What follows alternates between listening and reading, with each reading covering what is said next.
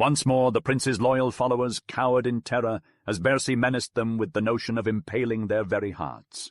Kron's journeyed alongside Sudovik to the north, remaining in his company until they discovered a vessel belonging to a party of traders who intended to set sail for Iceland. Sudovik bestowed upon Kron's an abundance of precious fabrics and an intricately hewed saddle complete with a bridle. They bade each other farewell as comrades, with Sudovik extending an invitation to Kron's to visit him in Norway should he ever find himself back in their homeland. Averoy Longhair was holding down the fort in Dalla's absence, Kron's having gone away for a spell. Averoy commanded a considerable amount of respect in mid-fjord as a bondi, and he had a powerful ally in the form of Thorvald Asgeirsson. Thorvald was a mighty chief who lived in Ass in Vensdal, and he had shown Averoy generous support in legal disputes and other matters. Thorvald was the father of Dalla, who, as fate would have it, would wed Isleif, the future bishop of Skalaholt. Averoy's household had taken in a strapping young man named Thorgils Tjorns. Thorgils, a near kinsman of Averoy's, was a force to be reckoned with. He quickly proved his worth, making a tidy sum for himself with Averoy's help. Later on, Averoy bought Thorgils a chunk of property at Leikjamot. Thorgils was a top-notch manager, and would travel to Strander each year to procure whales and other treasures. Thorgils was also wildly fearless, and ventured into eastern Almenningar on various occasions. However, Thorgils' courage would lead him down a tragic path. The two infamous Falkland brothers, Thorgeir Haverson and Velir Kolbrau Skald, were causing havoc in the area. They would commandeer what they needed, and they weren't known for playing fair. One summer, Thorgils found a whale in the Almenningar and went to carve it up with his men. The Falkland brothers got wind of this and showed up, hoping to take the lion's share of the catch. At first, Thorgils tried to reason with them, asking that they divide the whale fairly, but the Falkland brothers were greedy, demanding that they have the uncut portion or a portion of the entire whale. Thorgils refused to budge on the matter. The Falkland brothers grew menacing, brandishing their weapons and attacking Thorgils' men. Thorgeir squared off against Thorgils, and the two men battled ferociously. Neither could gain the upper hand, and the fight raged on.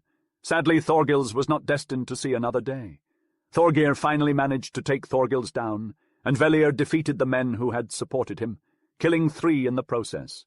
The survivors returned to Midfjord with Thorgils' body, feeling the sorrow of having lost a true champion.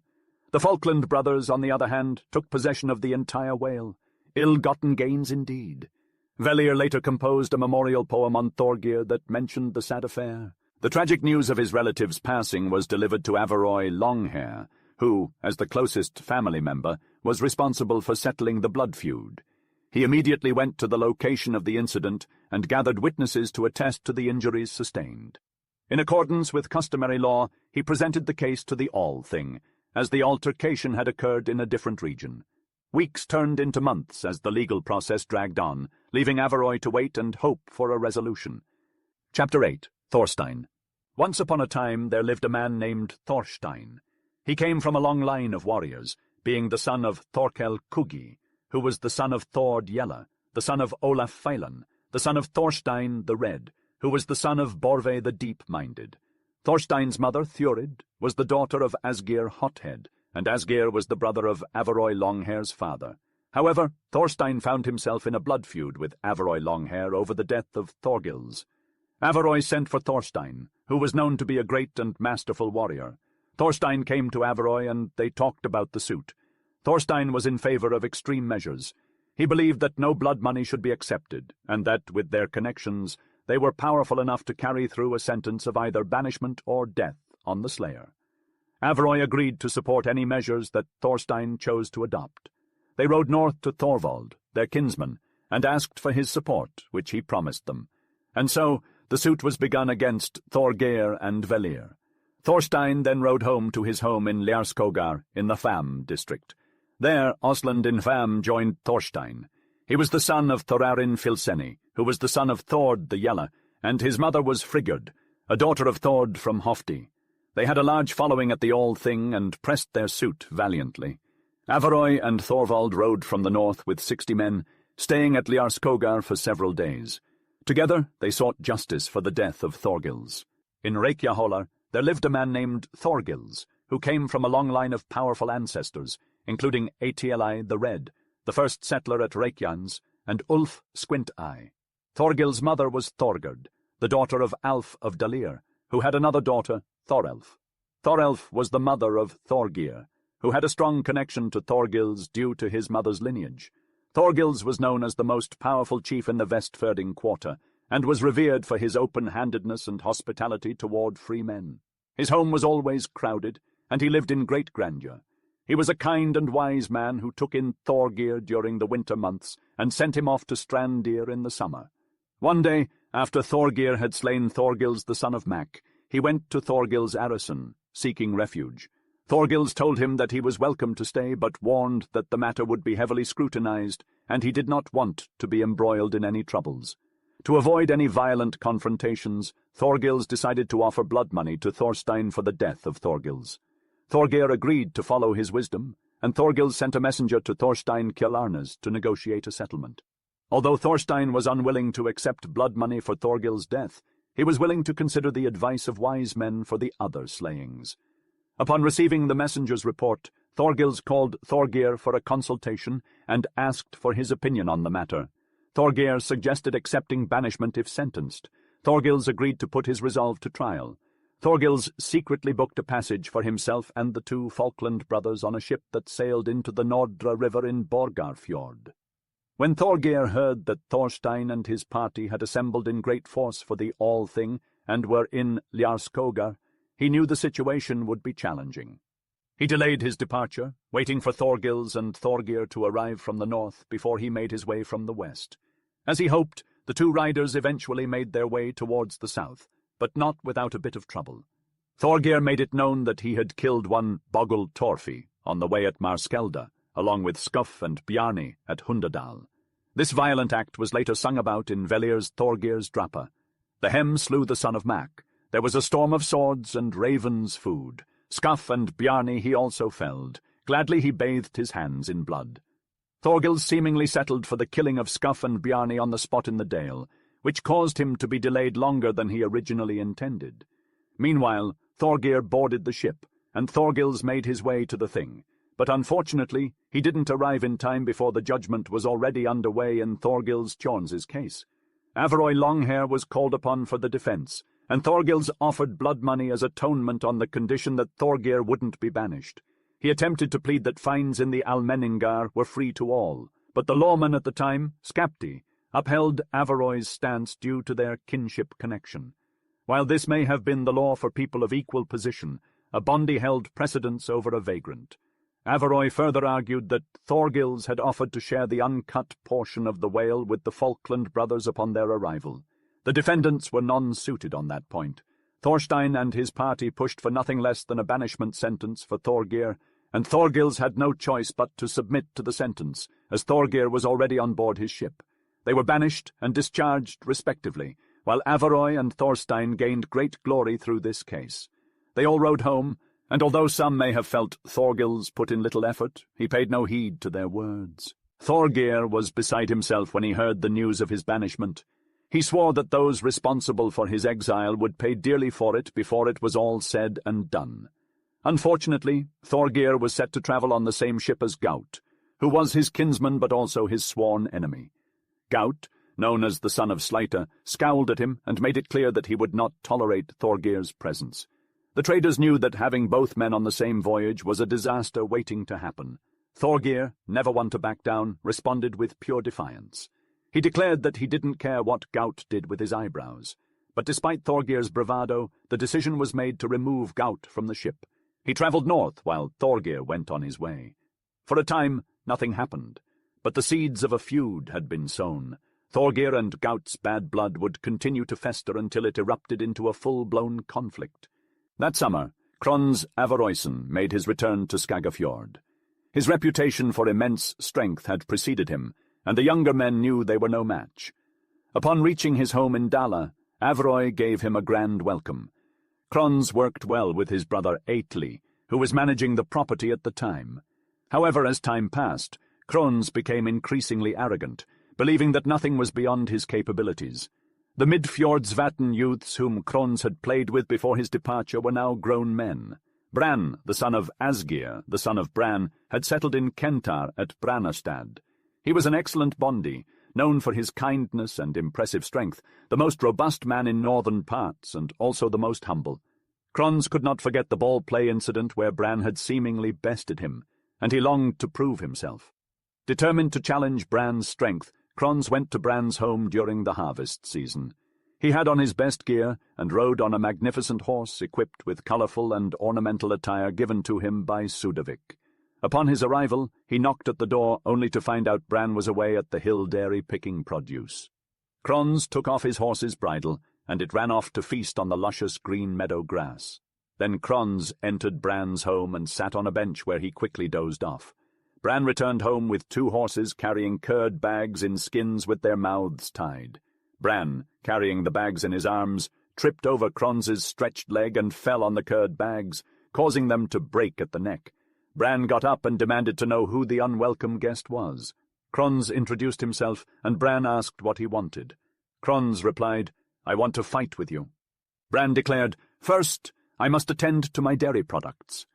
"You can handle that yourself if you have no one else to do it," Krons replied. Bran stooped to collect the skin and flung it at Krons's chest, commanding him to take what he sent. Krons, now covered in curds, felt more revolted than if he had been wounded by Bran. They then engaged in a fierce wrestling match. Krons charged towards him, but Bran managed to elude his grip. However, Bran noticed that Krons was catching up to him. Tossing aside anything in their path, they moved back and forth across the room. Both of them went all out, but Krons had the upper hand, and Bran eventually fell after ripping off all of Krons's weapons.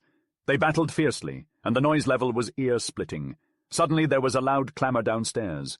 Krons heard a man arrive on horseback, dismount and quickly enter the house. He observed a striking man wearing a red jacket and a helmet, who inquired as to what was going on in the room where they were wrestling.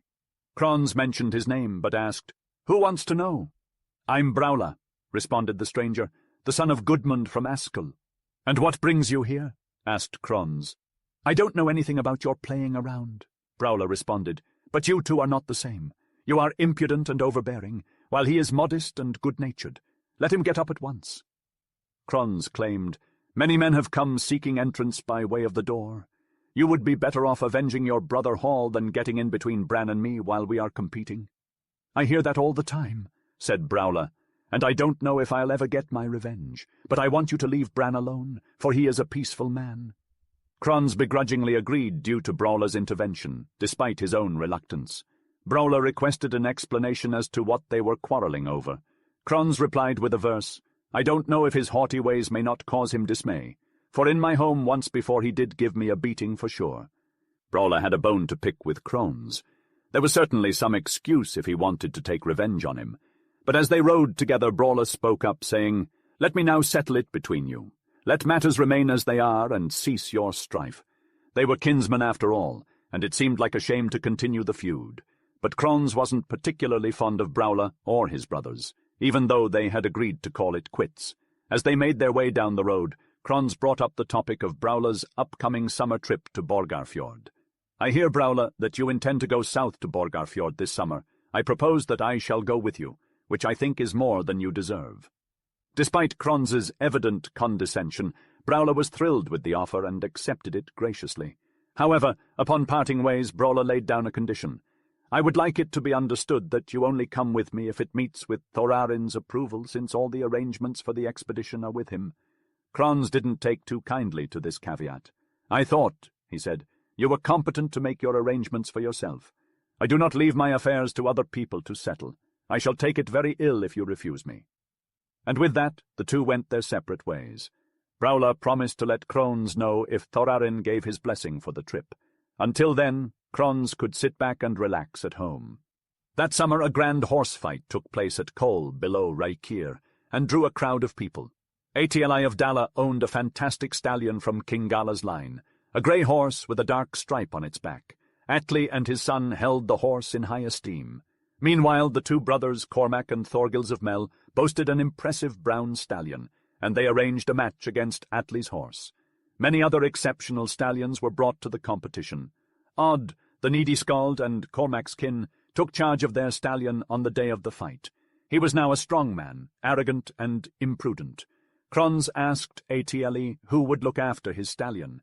"I'm not sure," Atieli replied. "Would you like me to back him?" Kron's asked. "If you do, kinsman, you must stay cool," Atieli warned him. "We'll be dealing with some rather overbearing men." Kron's answered, "They'll pay for their conceit if they can't control it." The stallions were brought out, and the mares were tied together on the riverbank. There was a large pool beyond the bank. The horses fought fiercely, and the spectacle was outstanding. Odd bravely managed his horse, and Kron's gave way before him, holding the tail of his horse with one hand and pricking it with a stick with the other. Odd stood in front of his horse, and it wasn't clear if he was trying to provoke Atli's horse. Kron's pretended not to notice. The horses then came near the river, and at that moment Odd jabbed Kron's with his pointed stick in the shoulder blade.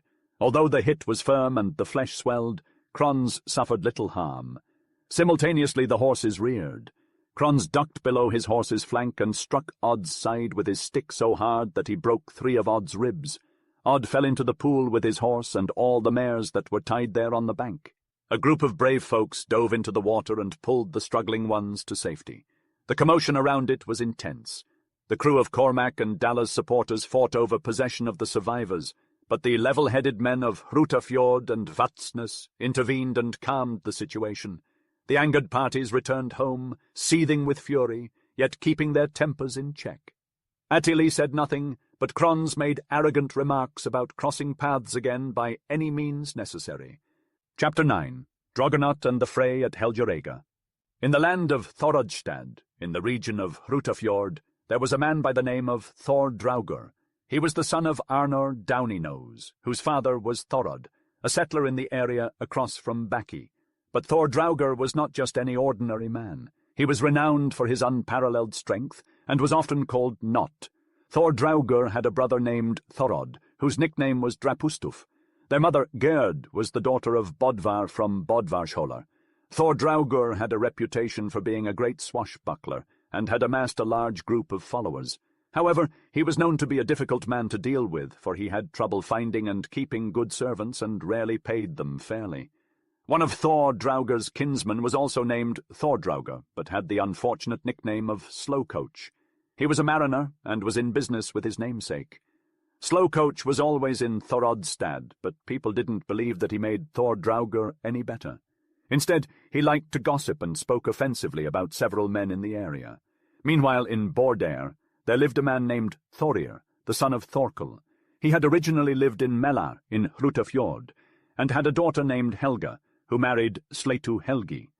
But after the Fagrabreka incident, Thorir moved south to Haukadal and settled in Skurd, selling his property in Melar to Thorhall, the Winelander, whose son Gamli ended up marrying Ranveig, the daughter of Avaroy Longhair and Kron's sister.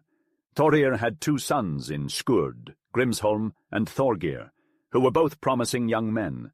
They took over their father's property but became arrogant and overbearing after befriending Thor Draugr Not. During that summer, Cormac and Thorgils travelled south with their kinsman named Narfi to Nordrardal for some business. Odd the Needy Skald, who had healed from the injuries he sustained during the horse fight, also journeyed with them. On their way back north, Kron's was travelling from his home at Dalla with 2 of Atli's men. They stopped at Burfell and then crossed the neck to Hrutafjord, eventually reaching Melar, where they stayed for 3 nights. During their stay, Ranveig and Gamli welcomed Kron's warmly and invited him to stay longer, but he declined and made plans to return home. However, Kron's later learned that Cormac's group had arrived from the south and were staying at Tunga. He decided to leave Melar immediately, and Gamli offered to send some men with him. Grim, Gamli's quick and active brother, rode with Kron's along with another man. 5 people arrived at Helgerega, to the west of Burfell, where the enormous stone of Gretishaf lay.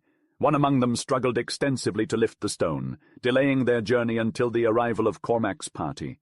When Kron's approached them, they dismounted from their horses. Kron's suggested that it would be more dignified for free men to use their strength instead of resorting to fighting with sticks like beggars.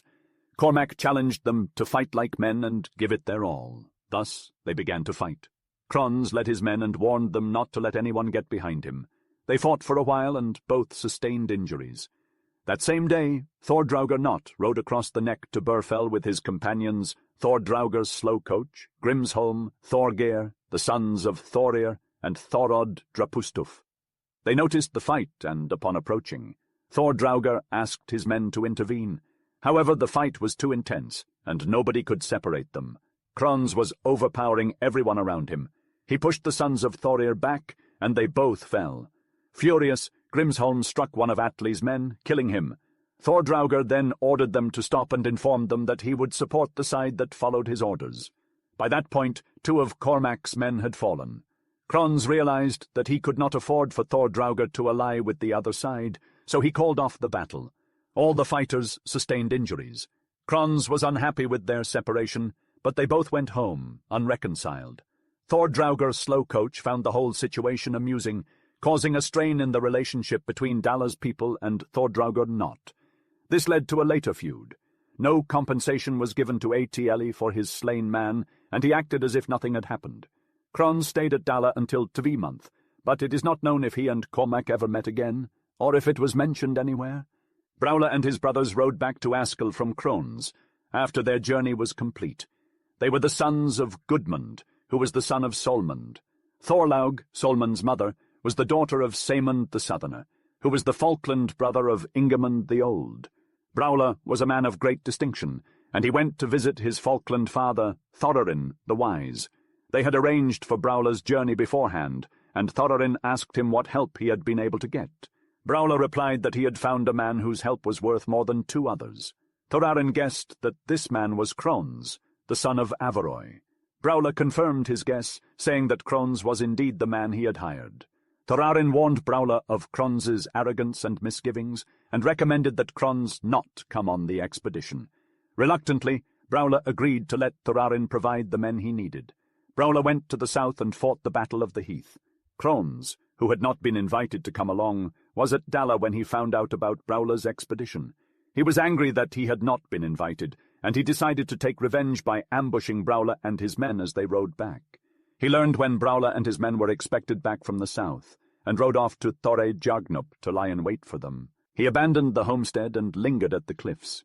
Braula returned astride her horse from the Battle of the Heath at Tvidaegra, accompanied by 6 companions who had sustained significant injury. As they approached the homestead, Braula noticed a tall armed man atop the cliff. She inquired, "Who might that be?" Her party was unable to provide identification. Braula surmised, "It must be Kron's, son of Averoy. He likely desires to see us, for he is likely displeased at having not accompanied us. It would seem to me that we are not well prepared if he wishes to trouble us. I shall send for additional men from Thore Jagnup, and not allow his ill intentions to disturb me." Her companions thought this a wise course of action, and Braula's party proceeded. Meanwhile, Kron's observed their destination and headed there himself. The 2 groups eventually encountered each other and exchanged pleasantries. Kron's asked for news, and Braula shared her account without hesitation. When Kron's inquired about who had accompanied her, she replied that her brothers and Eyvolf, her brother-in-law, had joined her. Kron's remarked, "You have redeemed your honor. Now let us test who is the stronger of us." "I have more pressing business to attend to," Braula retorted. "I do not have the luxury of fighting for no reason. I believe I have earned the right to abstain from this endeavor." Kron's assumed that good fortune had deserted him. He hesitated about attacking any member of their group, as it seemed foolish considering the odds were 6 to 1. Shortly thereafter, Thore Jagnup reinforcements arrived and joined up with Braula's crew. Kron's subsequently returned to his mount, and they parted ways without exchanging greetings. The account does not indicate if strife erupted between Braula and Kron's after these events. Kron's, a mighty warrior of his time, was not one to shy away from a good fight. He boasted that he could take on most men in a brawl, as long as there were only 3 opponents at a time. Even with 4 adversaries looming before him, he would not give up easily without putting up a fight, though he did admit that anything beyond 4 combatants would be too much for him to handle, unless it was in self-defense. Kron's was a man of his word, and he once wrote a poem that clearly stated his outlook. "O skilled in war, when 3 are before me, I yet will endeavor to fight with them all. But more than 4 I dare not encounter in the clashing of arms, if the choice is with me." After leaving Braula, Kron's returned to his hometown of Dala, but he was disappointed to find that there was nothing there to put his strength to the test. He scoured high and low, searching for anything or anyone that would take him on in a worthy bout. Kron's was a warrior through and through, and his thirst for battle could not go unquenched for long. Once upon a time, in the land of Ullinshof in Forseludal, a man named Thorhall lived. He hailed from Venstal and was the son of Grim, who was the son of Thorhall, who was the son of Fridmund, the first settler in Forseludal. Thorhall was a wealthy man, particularly in the realm of livestock. His cattle outnumbered all others. He wasn't a chief, but a bondi, who, despite being honest, still struggled with finding a suitable shepherd for his haunted land. He sought out advice from experienced men, but to no avail. One day during the All-Thing event, Thorhall approached Lawman Skapti's booth. Skapti, known for his vast knowledge and counsel, welcomed Thorhall, aware of his wealth. Skapti asked what news he brought. Thorhall responded, "I need some sound advice from you." Skapti replied, "I am but a simple man, but tell me, what is troubling you?" "It's my shepherds. I can't seem to keep them. They either get hurt or quit. No one wants to work for me," Thorhall replied. Skapti pondered for a moment, and then said, "It seems as though there is some evil at work. If men are less keen to tend your flocks and more content with others, then that is a clear sign of something amiss.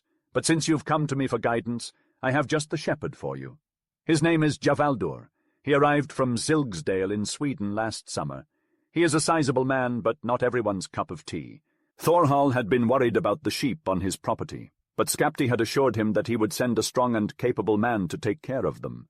When Thorhall finally met the man, Javaldur, he was surprised by his size and appearance. Javaldur had an extraordinary expression of countenance, large grey eyes, and wolf-grey hair.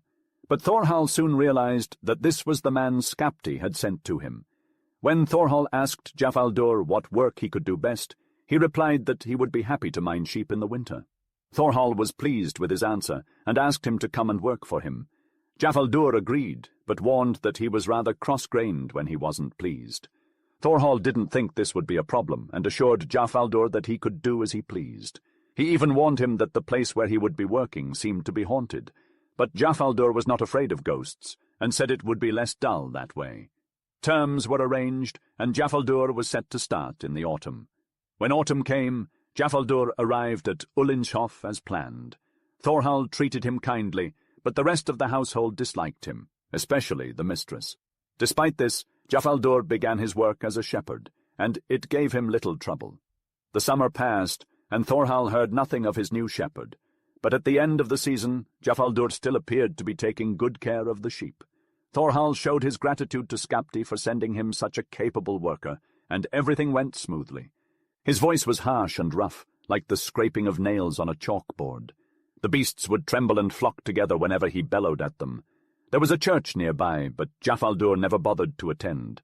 He refused to partake in Mass, had no faith, and was obstinate and rude to everyone. Needless to say, everyone loathed him. Days passed quietly until the arrival of Yuletide Eve. Javaldur got up early and demanded his meal. The mistress of the house replied, "It is not appropriate for Christians to eat on this day, as tomorrow marks the start of Yuletide, and we must fast today." "You have far too many superstitions," he retorted. "I see no benefit coming from them. Back when people were called heathens, their ways seemed superior to me. I want my food, and none of your foolishness." "I assure you," she cautioned, "if you commit this sin, it will bring you ill luck." But Javaldur disregarded her warning and ordered her to bring his food. She had no choice but to comply. He gobbled it down and headed outside, his breath reeking like a rotten carcass. Thick snow fell from the sky, the wind howling fiercely as the day progressed. The shepherd's calls could still be heard through the storm, though faintly.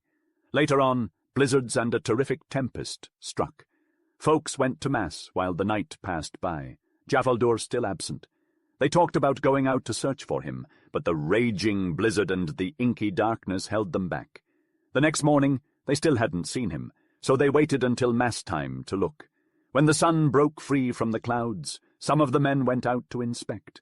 The animals were scattered everywhere in the snow, injured by the weather, with some even on the mountains.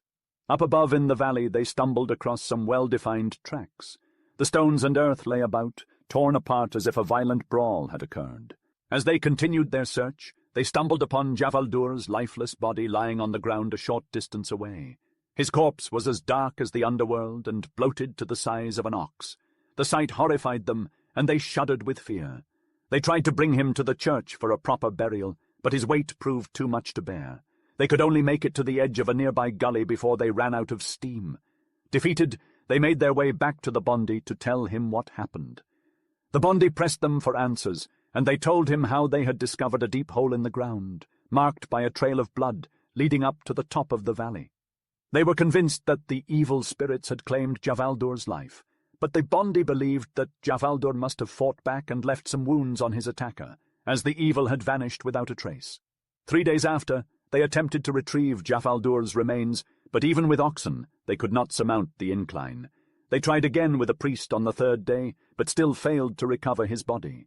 Soon after, people began to report sightings of Javaldur in and around their homes, suffering grievous injuries and even losing their minds. The fear was so great that many left the neighborhood altogether. Javaldur started riding on the roofs of houses by night, nearly tearing them apart.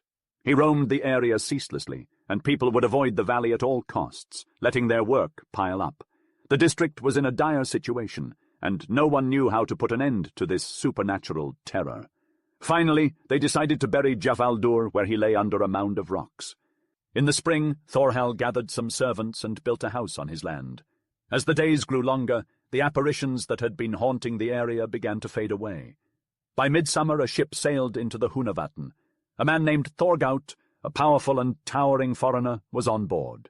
He was travelling alone and looking for work, as he had no money. Thorhall rowed to the dock, saw Thorgaut, and asked if he would like to work for him. Thorgaut was happy to oblige and readily agreed. However, Thorhall warned him that the work he would undertake was not fit for the weak-minded due to the recent apparitions that had been spotted. Thorgaut was not fazed, and said that he would not be scared off easily. The terms were easily arranged, and Thorgaut was hired to take care of sheep over the winter. As the summer passed, Thorgaut took over command of the sheep and had a good relationship with everyone. One of the people he had met was Javaldur, who rode on the roofs. Thorgaut found it amusing and told him that the thrall would have to come closer if he wished to frighten him. However, Thorhall advised him not to say too much, and suggested that it would be better if they didn't come into conflict. Thorgaut thought that Thorhall had lost his spirit, and told him that he wouldn't be scared off that quickly. Yule was approaching, and on the eve of the holiday, Thorgaut went out with the sheep. The mistress of the house expressed her hope that their previous experiences with apparitions would not repeat themselves. Thorgaut assured her that there would be something worth telling if he did not return.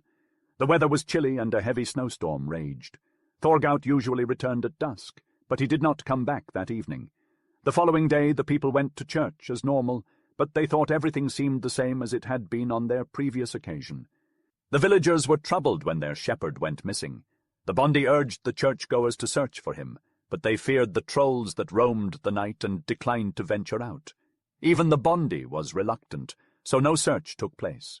But on Yule Day, after their meal, the villagers decided to go look for the shepherd. They headed to Javaldur's cairn, suspecting he may have had something to do with the disappearance. As they approached the cairn, they were met with a dreadful sight. The shepherd lay there, his neck broken and his bones disfigured.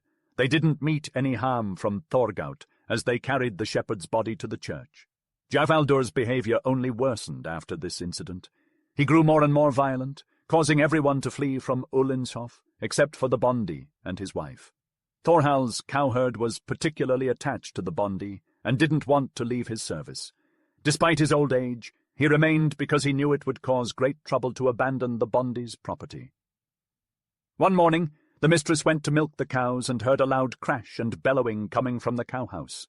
Fearing the worst, she rushed in and found the cattle goring each other. The Bondi went to investigate and found the cowherd lying with his back broken, his head in one stall, and his feet in another. Realizing that it was no longer safe to remain on his estate, he fled with everything he could carry. Javaldur, a ruthless outlaw, slaughtered all the livestock left behind by Thorhall on his farm. Unfazed, Javaldur continued his pillaging spree, ransacking every farm up the valley as far as Tunga. Meanwhile, Thorhall sought refuge with his friends for the remainder of winter. The valley became a death trap for any animal, no matter how big or small. As spring blossomed, the valley's eerie atmosphere subsided, and Thorhall yearned to return to his land. Unfortunately, his search for loyal servants proved futile. Nonetheless, Thorhall mustered the courage to return to Ullenshof. Alas, autumn brought forth new chaos, and the disturbances escalated. The Bondi's daughter bore the brunt of the malicious attacks and eventually succumbed. Various attempts were made to subdue the menace, all to no avail. It became increasingly apparent that the whole of Venstal would fall prey to Javaldur's wrath unless a solution was found. We must go back to Kron's, who was at home in Dala during the fall after his encounter with warrior Braula at Thorejagnup. As winter drew near, he rode north across the neck to Kentar and stayed at Brannerstad. Krons and Bran renewed their friendship, and Krons gifted him with a valuable battle-axe. They agreed to remain allies. Bran had lived there for a long time and had many connections. His son, Egil, married Ulfheid, the daughter of Eyjolf, son of Gudmund. Their son, Eyjolf, was killed at the Althing, and he was the father of Orrin, the chaplain of Bishop Thorlak. Krons rode north to Venstal and visited Tunga, where his mother's brother, Jokul, lived. Jokul was a big, strong and haughty mariner. Although cantankerous, he was highly regarded. Kron stayed with him for 3 nights, and they spoke of nothing but Javaldur's walking. Krons asked Jokul many detailed questions, and he answered truthfully, saying that nothing was spoken which hadn't already happened. "Do you plan on going there yourself?" asked Jokul. Krons confirmed that he intended to do so, but Jokul warned him against it. "It would be a terribly dangerous venture," he said. "Your kin assumes a great risk with you. None of the younger men are your equal. It's better to fight with men than creatures like Javaldur." Kron said he wanted to go to Ulinshof and see how things were. Jokul understood that he could not dissuade him. "The saying is correct that luck is one thing and courageous deeds is another," he said. "Woe stands in front of one, but not in front of another," replied Krons. "I'm thinking that things may not go well for you before it's all said and done." "We may both see what's before us, but we can't change it," remarked Jokul. They parted, both feeling uneasy about the other's prophetic statement. Krons arrived at Ulinshof and was warmly welcomed by the Bondi. He asked Krons where he was headed, and Krons explained that he would like to spend the night there if it was all right with the Bondi. Thorhall expressed his gratitude at Krons's desire to stay, but warned him of the trouble that often occurred in the area. He didn't want Krons to be put in danger or have his horse be stolen. Krons reassured Thorhall that he had plenty of horses and was not afraid of any trouble. With Krons's horse safely locked up for the night, they both went to bed. Surprisingly, the night passed without any sign of Javaldur. Thorhall was pleased, acknowledging that Krons's presence had already deterred Javaldur from causing any trouble. Krons suggested staying another night to see if things continued to improve. The next morning they found Krons's horse untouched, leading them to believe that Javaldur had not made an appearance once again. However, when the Bondi went to check on the horse later that day, they discovered that it had been brutally killed and left outside with its bones broken. Thorhall warned Krons that he would be in grave danger if he stayed any longer, but Krons insisted on seeing the thrall responsible for the tragic loss of his horse. Despite the Bondi's warning that the thrall was not like any other man, Krons remained steadfast in his determination. As night approached, Krons refused to take off his clothes and instead lay down on a nearby seat, ready to confront Javaldur if he dared to make an appearance. He wore a shaggy cloak that nearly engulfed him, one end tightly fastened under his feet, while the other draped over his head that allowed him to see the world through the neck-hole. With his feet braced against a sturdy bench, he waited patiently, cocooned in his woolen shelter. The outer door's framework had been long destroyed, and in its place crude bits of wood stood as a makeshift barrier. The divider that once separated the entrance and the hall was also demolished, and the bedding scattered about in haphazard fashion. The place had a desolate air about it, with only a single flickering light as company. As the third watch of the night set in, Krons heard a tremendous noise. Something was scaling the building like a giant beast. The sound of heavy hooves tinkering with the rafters echoed. Krons held his breath as the cacophony died down, and then he saw the thrall, standing taller than the ceiling, lurch in through the makeshift door. Javaldur looked around the hall, resting his arms on the crossbeam while he surveyed the space. The Bondi didn't make a sound, having already been privy to everything that had occurred outside. Krons lay motionless, pretending to be asleep, his heart beating faster than the rhythm of his breath. Jafaldur's gaze fell upon a suspicious mass on the bench, and he strode over to investigate it more closely. He grabbed the cloak firmly with one hand, pulling with all his might, but it held firm against Krons's foot. Undeterred, he tugged again, this time with both his massive hands, raging with the force of a storm, but still the cloak refused to give way. On the third try, with nothing but unbridled fury and strength left, Javaldur succeeded in pulling Kron's up from his makeshift bed, and the cloak was torn in two. He took a closer look at the bits of cloth in his hand, wondering who could possess such brute force. Suddenly Kron sprang up beneath his arms, grabbed him around the waist and gave him an almighty squeeze. His intention was to bring him down, but the thrall reacted quickly, wrenching his arms and causing Kron's to stagger away before finally falling on another bench. The room erupted with pandemonium as the benches flew everywhere, shattered pieces of wood filling the air. Javaldur desperately wanted to escape, but Kron's was determined to keep him trapped. He used all his strength to prevent Javaldur from leaving the hall, but the determined thrall managed to drag him outside. What ensued was a fierce struggle, with Kron's realizing that Javaldur was even harder to deal with outside the hall. As he fought to keep the thrall from getting away, Javaldur suddenly grabbed him and pulled him towards the porch. Kron's saw that he was trapped, and with a swift move, he rammed his feet against a stone at the door, causing Javaldur to tumble out of the door, taking the lintel with him and causing the roof to collapse. As Javaldur fell outside, his eyes turned upwards towards the moon. Kron's, who was lying wounded on top of him, saw this and trembled in fear. He had never experienced such a feeling before. Javaldur spoke with a malicious power that left Kron's drained of strength. "You have tried so hard to find me, Kron's, but your search will bring you little joy. As punishment for your efforts, I will take half of your strength and your firmness of heart that you were supposed to have. However, I cannot take away the power you have already acquired. Be warned, your enemies will discover that your strength is still considerable, even if it is not as great as it could have been. From this day forth, your fate will be forever changed. Your past deeds, once celebrated, will now become your undoing, bringing with them nothing but exile and endless battle. Your guardian spirit, who once protected you, will now abandon you in your time of need. You will be cast out and made to dwell alone for all of your days. And know this, my eyes will forever haunt you." At these words, Kron's was suddenly released from the strange spell that had gripped him. With a swift stroke of his sword, he severed Javaldur's head and laid it between his thighs. The remaining Bondi, hesitant to approach the dead body, had dressed himself and watched from afar. Thorhall, relieved at the successful outcome of the ritual, praised the heavens and Kron's for vanquishing the evil spirit. It was decided that Javaldur's body must be burned to ashes and buried far away from any living thing. Kron's, exhausted and battered from the ordeal, rested while Thorhall sent word to nearby farms of Kron's heroic act. All who heard of it agreed that his strength, courage, and enterprise were unmatched in all the land. As Kron's recovered and prepared to leave, Thorhall bid him farewell and gifted him a fine horse and new clothes to wear. They parted as friends, and Kron's made his way to Ass in Venstal, where he was warmly welcomed by Thorvald. He recounted his experience with Javaldur, and Thorvald warned him to conduct himself wisely or risk future ruin. Kron's revealed that his temperament had not improved. In fact, it had worsened. He now had even less discretion than before, and was easily irritated when crossed. However, the most significant change in him was his newly developed fear of the dark. The mere thought of venturing out alone at night sent shivers down his spine. Ghostly apparitions filled his imagination, and he couldn't bear to face them alone. His fear was so consuming that it gave rise to an idiom.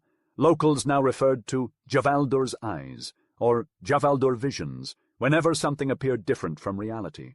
After completing his mission, Kron's journeyed back to Dala and stayed put for the winter. Chapter 10. A Lavish Feast. In the early days of spring, before the gathering of the Thing, a ship arrived from Norway, bearing news of great significance. Among the stories told was the change of government, with Olaf, Karlsefni's son, now the reigning king. Hov Son had been driven from the country after the conflict at Nesjar. King Olaf was known for his penchant for taking any skilled men under his wing and making them his followers. This impressed the young men of Iceland, making them all yearn to serve the king, including Kron's. Hearing of this, Kron's desired to serve the king too, eager to gain his favor. With little preparation and belongings, he secured a passage to the ship that docked in Gassar, Eyjafjord. Meanwhile, Averoy was confined to his bed as he became more frail, leaving Atieli in charge of the farm's management. Averoy and Asdais had a young son named Illugi, who showed immense potential. Kron's found himself on the same vessel as Thor Draugr Slowcoach, though the latter was unaware of the former's presence. Despite warnings from his friends, Thor Draugr insisted on travelling with Kron's. However, he was late in his preparations, and by the time he arrived on the beach, the ship was already being boarded.